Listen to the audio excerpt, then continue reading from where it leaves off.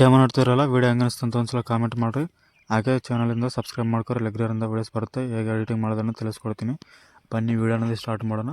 ಆಯಿತಾ, project import ಮಾಡ್ಕೊರಿ. Project import ಮಾಡ್ಕೊಂಡು ಇರ್ತಾರೆ. ಪ್ರಾಜೆಕ್ಟ್ ಓಪನ್ ಮಾಡಿದ್ರೆ ಈ ಥರ ಇರುತ್ತೆ ಪ್ರಾಜೆಕ್ಟ್ ಅನ್ನೋದು. ಸ್ಕ್ರೋಲ್ ಮಾಡಿರಿ, ಈ ಥರ ಸ್ಕ್ರೋಲ್ ಮಾಡಿದ್ರೆ ಇಲ್ಲಿ ನೋಡಿರಿ, ಇಲ್ಲಿ ಫೋಟೋಸು ಇರುತ್ತೆ. ಆಯಿತಾ, ಇಲ್ಲಿ ಕಲರ್ ಆ್ಯಂಡ್ ಫಿಲ್ಡಾಗಿ ಹೋಗಿ ನಿಮ್ಮ ಒಂದು ಫೋಟೋ ಚೇಂಜ್ ಮಾಡಬೇಕು. ಇಲ್ಲಿ ಒಂದ್ಸಲ ತೋರಿಸ್ತೀನಿ, ನಿಮಗೆ ಎಕ್ಸಾಂಪಲ್ ತೋರಿಸ್ತೀನಿ.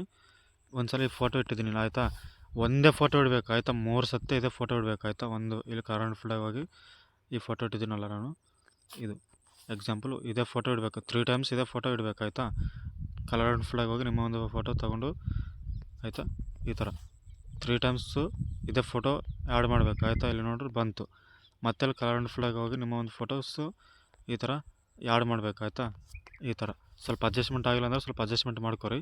ಆಯಿತಾ, ಈ ಥರ ಸ್ಕ್ರೋಲ್ ಮಾಡಿದ್ರೆ ಇಲ್ಲಿ ಮತ್ತೊಂದು ಕಲರ್ ಆ್ಯಂಡ್ ಫಿಲ್ಡಾಗಿ ಹೋಗಿ ಈಗ ಮತ್ತೆ ಒಂದು ಫೋಟೋ ತಗೊಂಡು ಈಗ ಇಲ್ಲಿ ನೋಡ್ರಿ ಸೆಟ್ ಆಗಿದೆನಾ. ಇಲ್ಲಿ ಮತ್ತೆ ಇಲ್ಲಿ ಬಂದುಬಿಟ್ಟು ಕಲರ್ ಆ್ಯಂಡ್ ಫಿಲ್ಡಾಗಿ ಹೋಗಿ ನಿಮ್ಮ ಒಂದು ಫೋಟೋ ತೊಗೊಂಡು ಈಗ ಆ್ಯಡ್ ಮಾಡಬೇಕು. ಆಯಿತಾ, ಈ ಥರ ಆ್ಯಡ್ ಮಾಡಿದೆ.